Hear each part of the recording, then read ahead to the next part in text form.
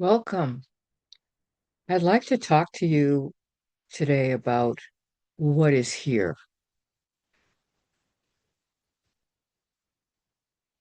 It can't be named. I mean, it can be named. We have labels, we have labels for everything. We've been taught these labels. We believe now because of these labels, that's what everything is. And have you ever wondered, with all these labels and concepts and ideas and explanations, how that might be influencing or affecting simply being with what is?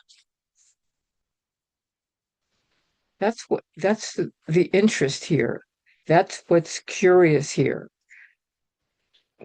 When we're busy labeling and explaining this mystery, what happens when that's happening, and what happens when there is simply this openness to this mystery that's here that maybe can't be explained and pinned down and all the rest of it. So that's what I'm interested in. And it's not that anything is wrong with how it's been, it's just how we've been programmed. So what is here? I mean, it looks like I'm sitting here talking to you, but what also might be going on at any time is, it's this miraculous appearance that's here. I mean, how is it here? That's what's kind of amazing. I'm sitting out in this garden, and then let's say the phone rings and I get a phone call, and then I hear some bad news. Uh, Now something is weighing on the mind.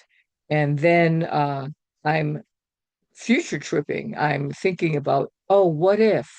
And then what if that? And then uh, there's this tension, what you call tension here. And there's, just this sense of unease. All of this is an overlay over this direct experience of sound, sensation, light, feelings, thoughts. It, and I'm not saying, oh, well, that shouldn't be happening. It's happening. But if it can be seen and recognized how thought is now being given this super authority, making predictions about some imagined future, or it could be about some imagined past. And I say imagined past because, you know, it's not here anymore.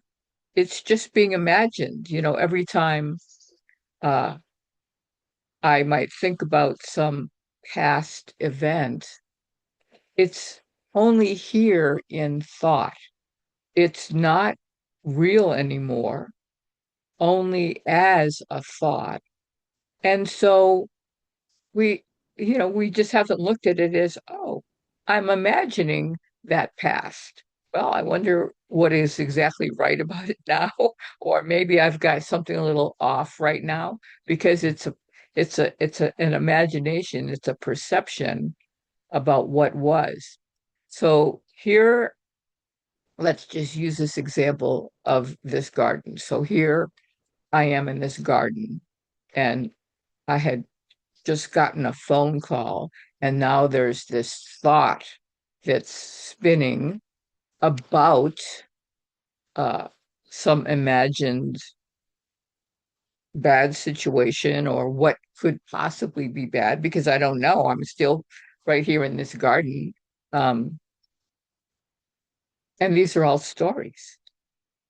I mean, this is what the so-called world consists of, is mind stories, stories about what if, stories about this is terrible, stories about I hope, blah, blah, blah, blah, blah.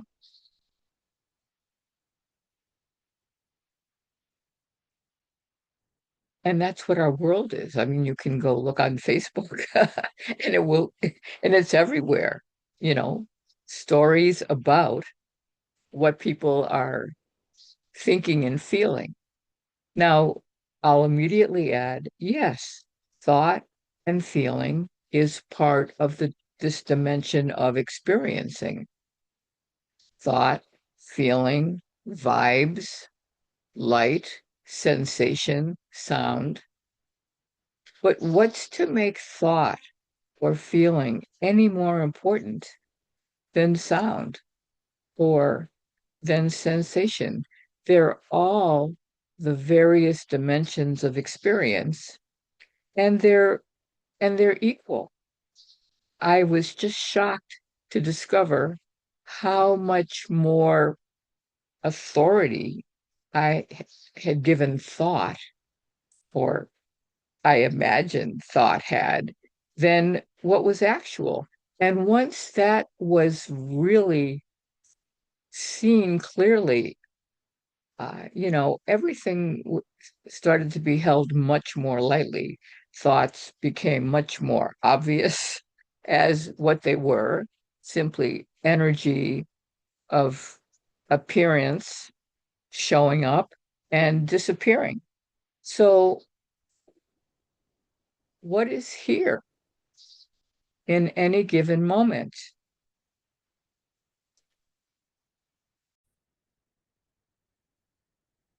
Experience certainly can show up as a lot of complexities, uh, a lot of things seem to be happening all over the world. I mean, we can label these things. We can label these things horrible conditions. We can label these things beautiful conditions. And not to diminish or dismiss anything, but what is happening right here? You know, I can think about um, a flood somewhere in some other part of the world. I can start to feel terrible about it. That's understandable. That's human nature, to hold apparent suffering with compassion. And I can also return to this present moment right here. What is here right now? Is there a thought about suffering somewhere else in the world? Okay. Uh, because there is participation, uh, there can be a decision made. I'm going to send some money to my favorite charity or whatever. I'm going to, march somewhere. I mean, there is participation. Anything that seems to need to be done can be done. But if I'm sitting here in my garden and I'm thinking about all these horrible things that are happening, and all of a sudden, this emotional landscape that's here just becomes dark and worrisome. What is that? What's happening right here, right now? Uh, Thought has become an authority, and it's being believed and identified with, and it's coloring this reality in this moment. So these appearances can be noticed when we become aware of it. It's taken for granted because every thought or feeling or reaction can so easily be grabbed a hold of and identified with when we're not used to recognizing it in that way. But these recognitions, uh, can really make a difference uh, in one's direct experience. And it's noticing how the mind, how thought loves to create stories. There's nothing wrong with stories. Books are sold all the time. But when thought is spinning out stories all day long about this or that or the other thing that is not actual other than as a story in thought, you might want to ask yourself, well, wait a minute, uh, this is taking up a lot of energy that, you know, is this, is this enjoyable? Is, you know, how is that going for me? I really paid attention to those things once I discovered, and I realized how much energy went into suffering that was purely thought created. And, they can be thought loops over and over again.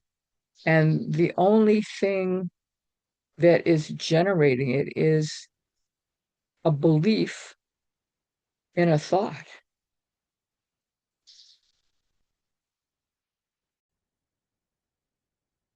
But I found very valuable initially as this reorienting was occurring in my own experience was, you know, taking, taking these pauses, uh, just resting. For me, I laid on the rug and on my back and just breathed, for about 20 minutes. I mean, you can sit in a chair, you can lay on the bed, you can go for a meditative walk. It doesn't matter what you do, but the point is to simply hit the pause button and simply be here with direct experience, with, I mean, thoughts may come and go. That's fine. The point is not jumping into the boat with the thoughts and then following it down the river. This pausing and returning to this moment is, I'm going to say the practice, but, there doesn't need to be any practice. It's just what is happening to be with direct experience, simply pausing maybe throughout the day, a few moments, returning to the breath, returning to sensation, noticing a thought that goes by and let it just go. Let it just go like a leaf that just the wind blew. The same with feelings. I mean, you know, I'm not really interested in, paying attention to them. They don't need to be analyzed. It's just energy, passing by as an appearance.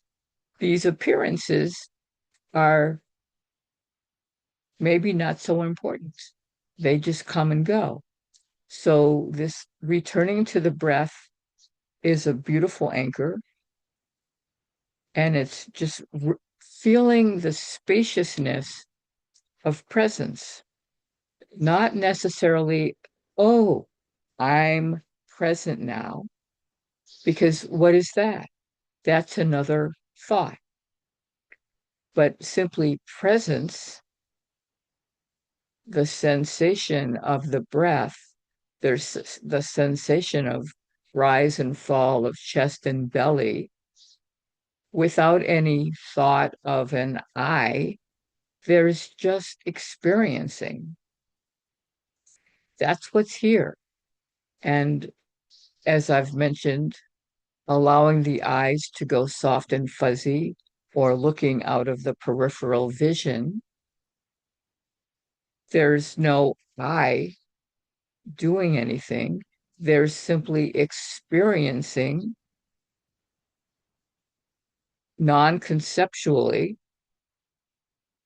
unfocused experiencing. So these are all ways that experience can be played with, noticing whatever is appearing as appearance instead of like labeling it something. You could play with that just as an experiment. Whatever seems to be appearing. Oh, I hear this dog barking. I don't like loud barking in my little oasis. Okay, I've just labeled an appearance and attached a like or dislike to it. I can notice that and simply be right here, right now, with experience, whatever's appearing and whatever is disappearing. Noticing how easy thought is going to label, I like this, I don't like this. That's fine. The liking and the disliking is yet another appearance arising in this experiencing. As things are seen more simply, they are less sticky. Uh, there's just seems to be more of a free flow of what is, less and less arguing with reality, meaning, oh, damn, that shouldn't be happening, or why are they doing that, or I shouldn't have done that, or that was so stupid. I mean, it's not that those things aren't there. Uh, when I hear the news sometimes and I hear about a certain person doing something, I those thoughts can arise, but they're seen, and they everything is just coming and going. And if something ruins your day, uh, see what is being held on to as opposed to simply the flow of experiencing, which, despite how it might appear to thought, is not a solid entity. It's all a flow, just like a river that may bounce over apparent rocks or splash over uh, an apparent log. Um, it's just the flow, and it's what's here. And thought can appear and declare that it likes it or that it doesn't like it, or thought can even declare, oh, that's not even real. I mean, whatever thought is declaring, it's just what it does. It likes to be a know-it-all. And so, you know, um, it's just the way it plays. It's just the way it plays with itself. So and feelings, I mean, uh emotions can appear disastrous. What they're about, who knows? I mean, again, the thought is declaring something and it hits maybe some kind of story in me from, ancient ages ago. And then there's, you know, uh, I can't even think of these things anymore because they're so not my experience. But, then it could be heartbreaking or it could be terrifying. All these things exist in thought, created by thought, and they're not wrong. They're simply imagined into existence.